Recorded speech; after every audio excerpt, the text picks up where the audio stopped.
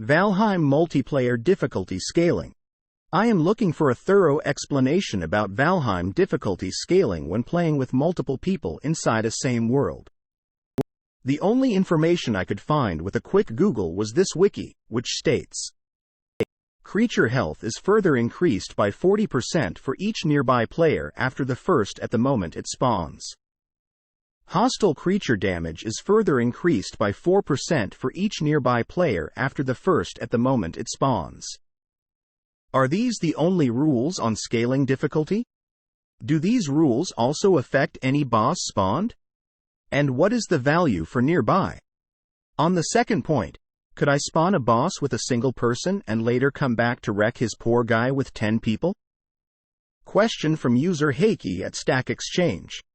Answer. Based on decompiling the code version 0.215.2. The range used to count players for scaling is 100 on the horizontal axes only. For comparison, the default build range of a crafting station is 10. The maximum number of players that will be counted is 5. Adding more than 5 players will not cause any further scaling. Damage dealt to players by non-player characters is increased by 4% per player beyond the first.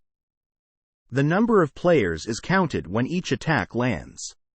Damage dealt to enemies by anything is reduced non-linearly based on the nearby player count. There does not appear to be any scaling of character health values per se.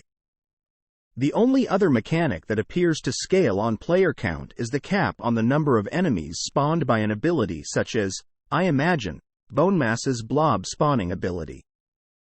So it appears that you cannot abuse the scaling logic by spawning bosses with fewer nearby players and then adding more players later. Answer from user B Mac at Stack Exchange.